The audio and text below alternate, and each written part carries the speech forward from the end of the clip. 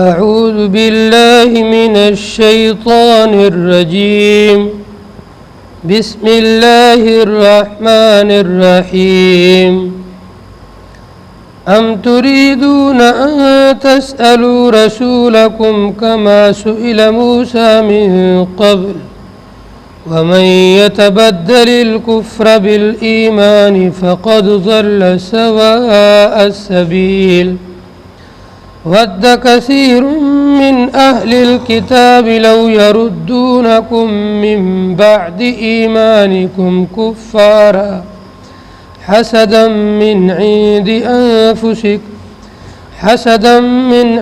أنفسهم من بعد ما تبين لهم الحق فاعفوا واصفحوا حتى يأتي الله بأمره ان اللہ علی کل شیء قدیر۔ اللہ تبارک و تعالیٰ کے فضل و کرم اور احسان عظیم سے آج ہم سورۃ البقرہ کی آیت نمبر 108 سے 112 تک 4 آیتوں کی تفسیر کو سنیں گے۔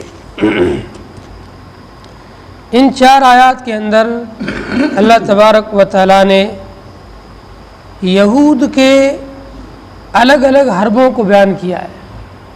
یہود ایمان والوں کو ایمان سے پھیرنے کے لیے، ایمان کے اندر شکوک اور شبہات ڈالنے کے لیے الگ الگ تدبیریں اختیار کرتے تھے، الگ الگ کام کرتے تھے تاکہ ان کے دیکھا دیکھی ایمان والے بھی ویسے کام کرنے لگ جائیں۔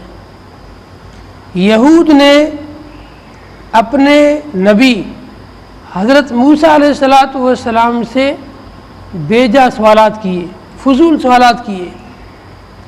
جب حضرت موسیٰ علیہ السلام ان کے پاس اللہ کی کتاب لے کر آئے توریت، تو کہنے لگے ہم ایسے تو نہیں مانیں گے، آپ اس کے اوپر کوئی گواہی دلاؤ۔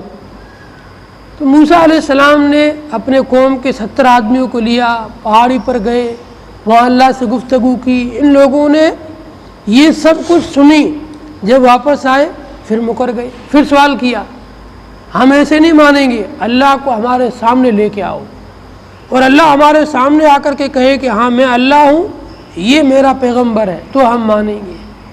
اس طریقے کے سوالات کیے۔ تو اللہ فرماتے ہیں ایمان والوں سے کہ تم لوگ ان یہود کی دیکھا دیکھی یہ جو کام کرتے ہیں ایسے کام تم نہ کرنا۔ اسی طریقے سے یہود جو نئے نئے ایمان والے لوگ ہوتے تھے ان کے پاس جا کر کے ایسی باتیں کرتے تھے جن باتوں کے ذریعے سے ان کے ایمان کے اندر کمزوری آئے، یا ایمان کے اندر کوئی شبہ پیدا کیا جائے، کوئی اعتراض کیا جائے، ایسی باتیں کرتے تھے۔ تو اللہ تعالیٰ نے یہود کی ان جو فطرت تھی سوالات کرنے کی، نبیوں کے سامنے اعتراضات کرنے کی، باتیں نہ ماننے کی، اس کو بیان کر کے ایمان والوں کو نصیحت کی، ایمان والوں کو تنبیہ کی کہ تم بھی یہود جیسے مت بن جانا۔ جب وقت کا نبی تمہارے پاس اللہ کی کتاب لے کر آئے، اللہ کا کوئی حکم لے کر آئے تو تم سوال کرنے بیٹھ جاؤ۔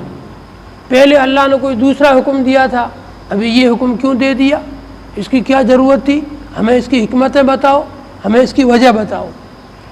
اللہ کا حکم جیسے ہی آئے، چاہے تمہاری عقل میں آئے یا نہ آئے، اللہ کے حکم کو، اللہ کی عظمت کو دیکھتے ہوئے ماننا ہے، اللہ کی کبریائی کو دیکھتے ہوئے ماننا ہے۔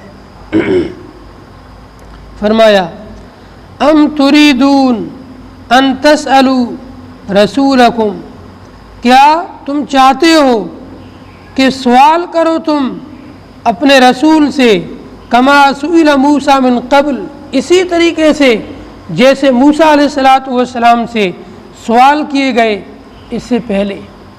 حضرت موسیٰ علیہ السلام سے بنی اسرائیل نے اور یہود نے کئی بیجا سوالات کیے۔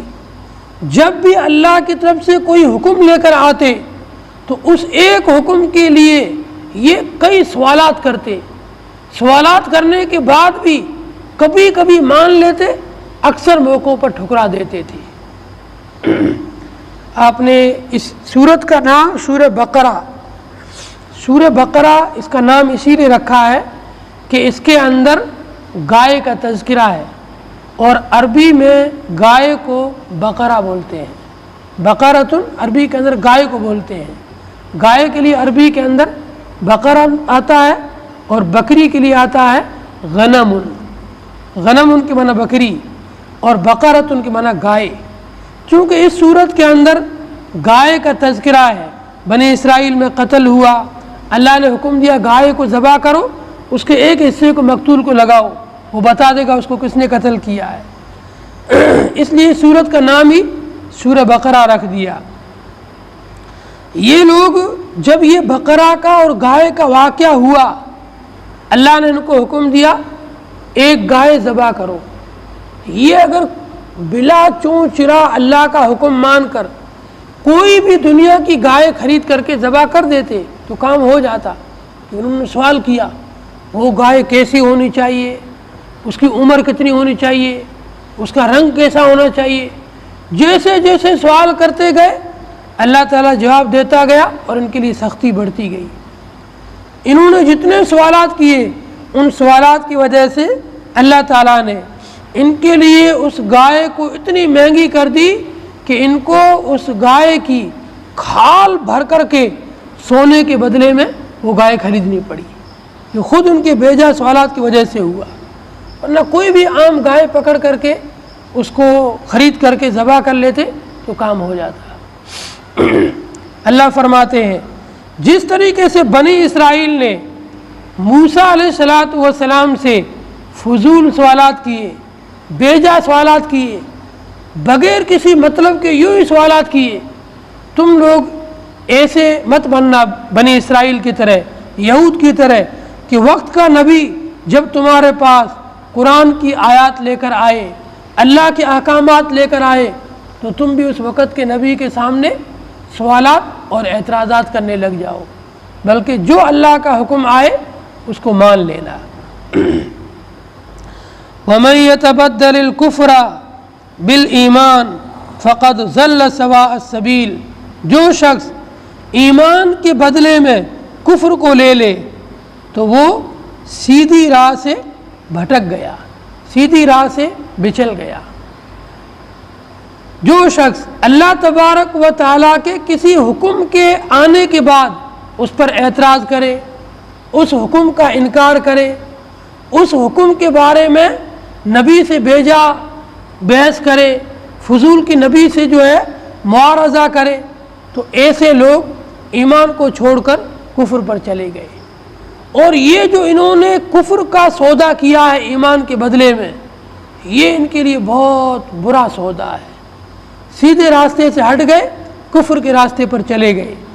جیسے ہی ان کی موت واقع ہوگی، اللہ کے یہاں پہنچیں گے، ان کو جب اس کفر کی سزا دی جائے گی تب انہیں احساس ہوگا کہ ہم نے دنیا کے اندر بہت بڑی غلطی کی، اللہ کے احکامات پر اعتراضات کر کے، اللہ تعالیٰ کے نبیوں کے سامنے بیجا سوالات کر کے، نبیوں کا انکار کر کے، قرآن کی آیات کا انکار کر کے ہم نے بڑا گناہ کیا، بڑا جرم کیا۔ وَدَّ كَثِيرٌ مِّنْ أَهْلِ الْكِتَابِ، یہ جو اہل کتاب یہود تھے، بنی اسرائیل تھے، ان کی دلی تمنا یہ تھی کسی طریقے سے، کسی بھی حربے سے، کسی بھی پلان سے، کسی بھی منصوبے سے، کسی بھی چالاکی سے ایمان والوں کو ایمان سے ہٹا کر کے کفر میں لے آئیں۔ اس کے لیے وہ الگ الگ طریقے اپناتے تھے۔ کبھی آ کر کہتے دیکھو یہ بھی کوئی نبی ہے، ابھی 2 مہینے پہلے تو دوسرا حکم دیا، ابھی کہتا ہے کہ اللہ نے اس حکم کو منسوخ کر دیا، اب اس کی جگہ یہ کام کرنا ہے۔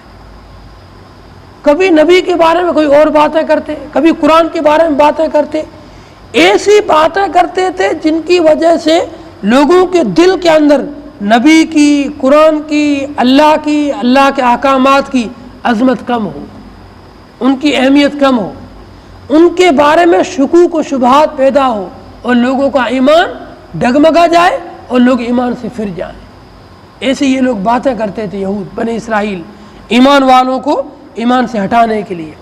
اللہ نے ایمان والوں کو تنبیہ کی، نصیحت کی، فرمایا ود کثیر من اہل الکتاب، اہل کتاب میں سے اکثر لوگوں کی دلی تمنا ہے۔ ود یودو، ودن کے معنی دل سے کسی چیز کو چاہنا، محبت کرنا۔ ود دل سے چاہتے ہیں، کثیر بہت سے لوگ، من اہل الکتاب اہل کتاب میں سے، یہود میں سے، بنی اسرائیل میں سے، کیا چاہتے ہیں؟ لو یردونکم من بعد ایمانکم کفارا، وہ تم کو لوٹا دیں تمہارے ایمان لانے کے بعد کفر کی طرف۔ یہ ان کی دل کی تمنا ہے، یہ ان کی دل کی خواہش ہے۔ تم لوگ ایمان میں داخل ہوئے، تم نے اللہ کو مانا، اللہ کے نبی کو مانا، اللہ کی کتاب کو مانا، قرآن کو مانا، اللہ کے قانون کو مانا، اللہ کے احکامات کو مانا۔ ان کی دلی تمنا یہ ہے کہ یہ لوگ ایسی باتیں کر کے، جن باتوں کے ذریعے سے تمہارا ایمان خراب ہو، تمہارے ایمان میں کمزوری آئے، تمہارے ایمان میں شکوک و شبہات پیدا ہو۔ یہ خود تو ایمان سے ہاتھ دھو بیٹھے ہیں، تم کو بھی ایمان سے ہاتھ دھلا دیں، تم کو بھی ایمان سے دور کر دیں۔ یہ ان اہل کتاب یہود کی دلی تمنا ہے۔ حسدا من عند انفسکم، یہ اس لیے نہیں کہ ان کو پتہ نہیں ہے، سب پتہ ہے۔ کیوں؟ حسدا من انفسکم، ان کی یہ جو دلی چاہت ہے نا، صرف ان کے اندر کے حسد کی وجہ سے۔ ہم لوگ اہل کتاب تھے، بنی اسرائیل میں سے تھے، اسحاق علیہ السلام کے اولاد میں سے تھے، نبوت ہمارے اندر چل رہی تھی، یہ محمد ہمارے قبیلے اور ہمارے خاندان سے ہٹ کر کے دوسرے خاندان میں نبی کیوں آ گیا، اس کو لوگ کیوں مان رہے ہیں؟ اس پر جو کتاب اتری ہے، اس کتاب کو اللہ نے آخری اور ابدی کتاب کیوں قرار دیا؟ ہماری کتابیں منسوخ ہو گئی، اس کی کتاب ہمیشہ رہے گی۔ بس اس حسد کی وجہ سے، بغض کی وجہ سے، اندر کے کینے کپٹ کی وجہ سے یہ لوگ چاہتے تھے کہ سب کے سب لوگوں کو ایمان سے، قرآن سے، نبی سے ہٹایا جائے۔ من بعد ما تبین لهم الحق، بعد اس کے کہ ان کے سامنے حق بالکل واضح ہو چکا ہے، کیونکہ اپنی کتابوں میں پڑھ چکے تھے آخری نبی ایسا ہوگا، اس کا نام ایسا ہوگا، اس کے اخلاق ایسے ہوں گے، اس کی صفات ایسی ہوگی، اس پر یہ کتاب اترے گی۔ اچھی طرح جانتے تھے کہ محمد صلی اللہ علیہ وسلم قرآن کریم برحق ہے، پھر بھی یہ لوگوں کو ان سے ہٹانا چاہتے تھے۔ فاعفو، آپ ان سے درگزر کریں، واسفحوا، آپ ان کی باتوں کو دھیان میں ہی نہ لائیں، سنی بات کو انسنی کر دیں، ان کی باتوں کی طرف دھیان ہی نہ دیں۔ یہ تو حسد اتنی خطرناک بیماری ہے، حدیث میں آتا ہے الحسد یاکل الحسنات کما تاکل الحطب کما تاکل النار الحطب، حسد انسان کی نیکیوں کو اس طرح کھا جاتا ہے جس طرح آگ لکڑیوں کو کھا جاتی ہے۔ لکڑیوں کا کتنا ہی بڑا ڈھیر ہو، کتنی بڑی ہو، ایک تلی لگا دو سب کے سب جل کے راکھ ہو جائے گی۔ ایسے ہی حسد کی چنگاری، حسد کی آگ جس کے سینے میں ہوگی، اس کی کتنی بڑی پہاڑوں کے برابر نیکیاں ہو، سب کو جلا کے خاکستر کر دے گی۔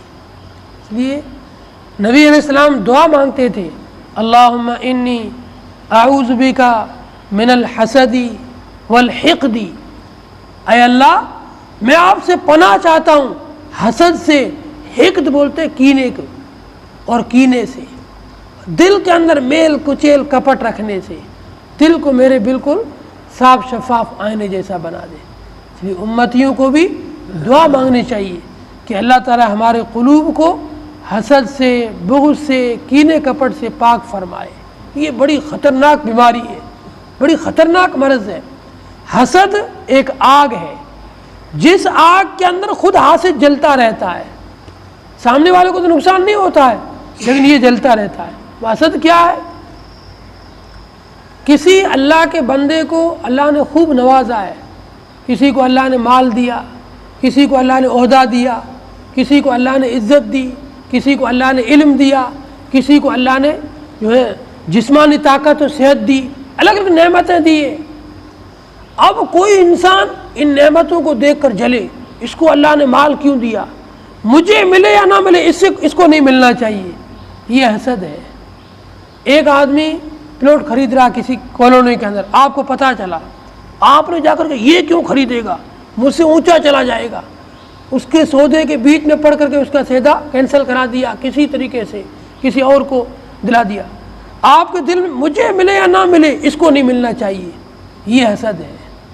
اسی طریقے سے اللہ نے کسی کو عہدہ دیا، اس میں کوئی کمی نہیں ہے، بالکل صحیح انسان ہے، شریف انسان ہے، صحیح کام کر رہا ہے، اس عہدے کے لیے وہ انسان مناسب بھی ہے اور وہ جو ہے ٹھیک بھی ہے۔ آپ کو بس اس لیے اس سے جلن ہے، میرے خاندان کو چھوڑ کر، میرے گھر کو چھوڑ کر، میرے بھائیوں کو چھوڑ کر، مجھے چھوڑ کر اس کو کیوں بنایا، مجھے نہیں ملا اس کو کیوں مل گیا، اس وجہ سے آپ کو اس سے دشمنی ہو گئی، جلن ہو گئی، اس کا نام حسد ہے۔ اب آپ کیا کوشش کرتے ہیں، مجھے ملے یا نہ ملے، اس سے اس عہدے کو چھنوانا ہے، اس کو یہاں سے ہٹوانا ہے، یہ حسد ہے۔ یہ بڑی خطرناک چیز ہوتی ہے۔ اس حسد کی آگ میں جلنے والا ایک تو اپنے دنیا کا نقصان کرتا ہے، دوسرے اپنا دین کا نقصان کرتا ہے۔ دین کا نقصان تو یہ ہے کہ اس کی سب نیکیاں، نماز، روزہ، زکوٰۃ، حج، وہ جو کچھ کرتا ہے سب کی سب حسد کی وجہ سے جل کر خاکستر ہو جاتی ہے، نیکیاں باقی نہیں رہتی۔ دنیا کا نقصان یہ ہے کہ یہ انسان اندر سے جلتا رہتا ہے، اندر سے جلن کی وجہ سے کبھی اس کو سکون اور چین نہیں ملتا ہے، ہمیشہ ڈپریشن، پریشانی، ٹینشن، غصہ، غضب اس میں پڑا رہتا ہے، اس سے بچنا چاہیے۔ تو یہ یہود لوگوں کو حسد تھا، ان حسد کی وجہ سے یہ لوگ ایسا کرتے تھے۔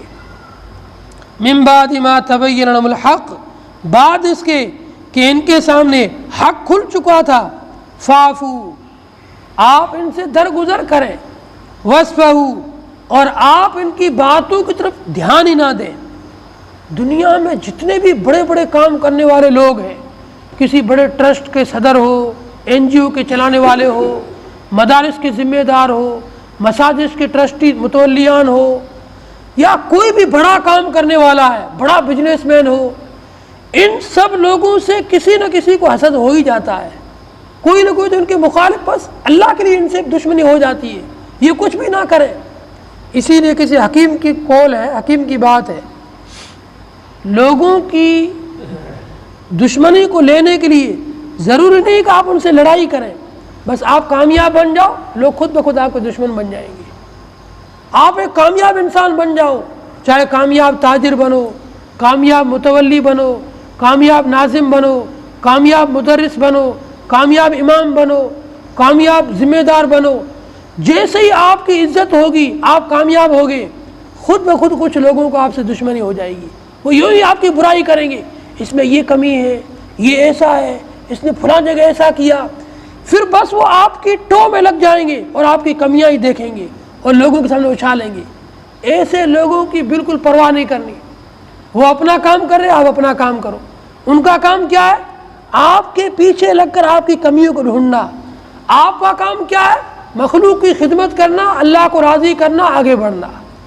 یہ کامیاب لوگوں کا کام ہوتا ہے۔ ناکام لوگ بس لوگوں کی ٹو میں ہی لگے رہتے ہیں، ان کی برائی کو ڈھونڈنے میں لگے رہتے ہیں۔ ایسی خطرناک چیز ہے یہ حسد۔ حسد من عند فاعفوا واصفحوا، آپ ان کی باتوں کو دھیان ہی نہ دو۔ جس کامیاب انسان نے ان حاسدوں کی باتوں پر دھیان دینا شروع کر دیا، پھر وہ ناکام ہو جائے گا، وہ آگے بڑھ ہی نہیں پائے گا۔ فلاں میرے بارے میں ایسا کہہ رہا ہے، فلاں ایسا کہہ رہا ہے، وہ ایسا کہہ رہا ہے، وہ یوں کہہ رہا ہے، وہ اسی میں رہ جائے گا۔ جو کہتا ہے کہنے دو، اللہ کے یہاں حساب ہوگا، مجھے تو دنیا میں کام کر کے دکھانا ہے، وہ کام کر کے چلا جائے گا۔ لوگ چھوٹی چھوٹی جگہ میں رہ کر کے بڑے بڑے کام کر کے چلے جاتے ہیں، اور بڑی بڑی مرکزوں کی جگہ میں رہ کر کے اسی حسد میں، لڑائی جھگڑے میں الجھ کر کے کام سے ہاتھ دھو بیٹھتے ہیں، کام کر ہی نہیں پاتے ہیں۔ وہ ایسا کہہ رہا، وہ ایسا کہہ رہا، اس سے لڑنا، اس سے لڑنا، اس سے کسوں سے لڑو گے، لڑائی میں زندگی گزر جاتی ہے۔ اس لیے حسد بہت بری چیز ہے، اپنے دل کو حسد سے پاک کریں، جو آپ سے حسد کر رہا ہے آپ ان سے درگزر کریں، آپ ان کی باتوں کی طرف دھیان ہی نہ دیں، یہ ہمیں قرآن کہہ رہا ہے۔ فاعفو، ان حسد کرنے والوں سے درگزر کرو، واسفحوا، ان کی باتوں کی طرف دھیان ہی نہ دو، چھوڑ دو، ان کو باتیں کرنے دو، کام کیے جاؤ۔ حتی یاتی اللہ بامری، یہاں تک کہ اللہ تبارک و تعالی اپنا امر، اپنا فیصلہ لے آئے، یہاں تک کہ یعنی موت کا وقت آ جائے۔ جب تک زندہ ہو لوگ آپ سے حسد کریں گے، آپ سے دشمنیاں کریں گے، آپ کو کام کیے جانا ہے، لوگوں کی باتوں کی طرف دھیان نہیں دینا ہے۔ ان اللہ علی کل شیء قدیر، بے شک اللہ تعالی ہر چیز پر قادر ہے۔ وَأَقِيمُوا الصَّلَاةَ، نماز کو قائم کرو، وَآتُوا الزَّكَاةَ، زکوٰۃ کو ادا کرو۔ وَمَا تُقَدِّمُوا لِأَنفُسِكُم مِّن خَيْرٍ تَجِدُوهُ عِندَ اللَّهِ، جو بھی نیکی بھلائی کا کام اپنے لیے آگے بھیجو گے، تجدوہ عند اللہ، اس کو اللہ تبارک و تعالیٰ کے پاس پالو گے۔ جو بھی دنیا کے اندر رہتے ہوئے اچھا کام کرے گا، اس اچھائی کا بدلہ آخرت کے اندر میدان محشر میں اللہ کی طرف سے اس کو ملے گا، پائے گا۔ وہ اللہ تعالیٰ ہر انسان کی ذرہ برابر کی نیکی بھلائی کو لے آئے گا، ضائع نہیں کرے گا۔ اللہ اتنا انصاف پسند ہے، ایسا مہربان ہے، کسی کی رتی بھر نیکی کو بھی ضائع نہیں ہونا دیتا ہے، اس کا بھی بدلہ دے گا۔ ان اللہ بما تعملون بصیر، بے شک اللہ تبارک و تعالی جو کچھ تم کرتے ہو اس کو دیکھنے والے ہیں۔ اگر آپ نے کسی کو صرف زبانی طور پر کسی کا دل خوش کیا ہے، اس کا بھی بدلہ ملے گا آپ کو۔ کوئی آدمی بہت پریشان تھا، ٹینشن میں تھا، یا کسی کے گھر میں جوانی کی موت ہو گئی، یا کوئی اور اس کے گھر میں حادثہ ہو گیا، آپ اس کے پاس گئے، آدھا گھنٹہ اس کے پاس بیٹھے، اس کے سامنے ایسی باتیں کی کہ اس کے دل کو مضبوط کر دیا، اس کے ٹینشن کو دور کر دیا، دل میں خوشی بھر دی، بس اسی خوشی کے بدلے میں اللہ آپ کو جنت بھیج دے گا۔ حدیث میں آتا ہے، نبی علیہ الصلوۃ والسلام نے ارشاد فرمایا، کسی ایمان والے کے دل کو اچانک خوشی پہنچانا، اللہ تعالیٰ آپ کے پچھلے گناہوں کو معاف کر دے گا، آپ کے لیے جنت میں بھیج دے گا۔ اس لیے ہم کسی بھی نیکی کو چھوٹا نہ سمجھیں، پتہ نہیں اللہ کون سی نیکی سے راضی ہو جائے، ایک نیکی سے ہمارا بیڑا پار ہو جائے، معاف کر دے ہمیں۔ وقالو، اگلی آیات کے اندر بھی، وقالو لن يدخل الجنة الا من كان هودا او نصارى تلك امانيهم قل هاتوا برهانكم ان كنتم صادقين۔ یہ بھی یہود کی ایک سازش تھی، ایک تدبیر تھی ایمان والوں کو ایمان سے ہٹانے کی۔ وہ کہتے تھے دیکھو تمہیں پتہ ہے ہم اہل کتاب ہیں، ہم انبیاء کی اولاد ہیں، ہمارے کو اللہ سے بہت خاص ایک نزدیکی اور قربت حاصل ہے، ہم آپ کو صحیح بات بتاتے ہیں، جنت میں وہی جائے گا جو یہودی ہوگا۔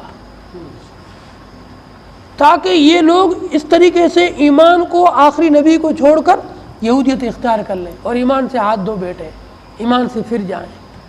اللہ نے فرمایا تلک امانیہم، ان کے پاس اس چیز کی کوئی دلیل نہیں ہے، کوئی سند نہیں ہے، اس لیے ان کی باتوں کو نہیں ماننا ہے۔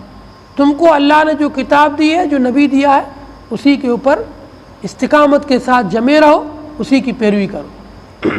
وقالو، کہنے لگے یہود، لن يدخل الجنۃ الا من کان ہودا او نصارى، جنت میں داخل نہیں ہو سکتا ہے مگر وہ شخص جو یہودی ہو یا نصرانی ہو۔ تلک امانیہم، یہ ان کی صرف امیدیں ہیں، تمنائیں ہیں۔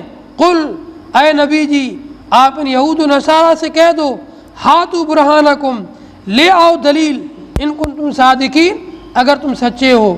بلا، کیوں نہیں، کیوں جنت میں نہیں جائے گا؟ جنت میں تو وہ جائے گا جس نے اللہ پر ایمان لایا اور اپنے آپ کو نیکی پر قائم رکھا۔ بس دو چیز چاہیے جنت میں جانے کے لیے، ایمان اور اعمال صالحہ۔ یہودی نصرانی ہونا ضروری نہیں ہے، یہودیت سے پہلے بھی جو لوگ تھے وہ بھی جنت میں جائیں گے، ان کے بعد جو ہے جو آخری نبی پر ایمان لائیں گے وہ بھی جنت میں جائیں گے۔ بلا کیوں نہیں، من اسلم وجہ للہ، جس نے اپنے آپ کو اللہ کے حوالے کر دیا، اللہ کو سونپ دیا، اللہ کا تابع دار بنایا، وہو محسن، اور وہ نیکی کرنے والا ہے، فلہ اجرہ عند ربی، اس کے لیے اس کے رب کے پاس اجر اور ثواب ہے، ولا خوف علیہم ولا هم یحزنون، نہ تو ان پر کوئی خوف ہوگا نہ یہ لوگ غمگین ہوں گے۔ اللہ تعالیٰ سے دعا ہے اللہ تعالیٰ ہم تمام کو قرآن کریم کو صحیح سمجھ کر عمل کی توفیق عطا فرمائے۔ اللہم صلی علی محمد عبدک ورسولک، صلی علی المؤمنین والمؤمنات والمسلمین والمسلمات، ربنا هب لنا من ازواجنا وذریاتنا قرۃ اعین واجعلنا للمتقین اماما۔ یا اللہ ہم سب کے گناہوں و خطاؤں کو معاف فرما، سیئات کو حسنات سے مبدل فرما، نیکی کی توفیق عطا فرما۔ یا اللہ ہم کو حسد سے ہماری حفاظت فرما، ہم پناہ مانگتے ہیں اس بات سے ہم سے کوئی حسد کرے یا ہم کسی سے حسد کریں، ہم کسی کو دھوکہ دیں یا ہمیں کوئی دھوکہ دے، ہم کسی کے ساتھ ظلم کریں یا ہمارے ساتھ ظلم کرے کوئی۔ یا اللہ اچانک کے حادثات سے ہماری حفاظت فرما۔ یا اللہ ہر قسم کے ایکسیڈنٹ سے، مصیبتوں سے ہماری پوری حفاظت فرما، ہمارے اسفار کو آسان فرما، ہمارے سفر کے اندر ہماری پوری حفاظت فرما۔ جن لوگوں نے دعاؤں کے لیے کہا ہے، لکھا ہے، امید رکھتے ہیں، سب کی جائز تمنا و مرادوں کو پورا فرما۔ اس بستی کے اندر دین کے دائی اور شہدائی پیدا فرما، دین کی فضا کو عام فرما، دین کے ماحول کو قائم فرما۔ صلی اللہ تعالی علی خیر خلقہ محمد وآلہ وصحبہ اجمعین برحمتک یا ارحم الراحمین۔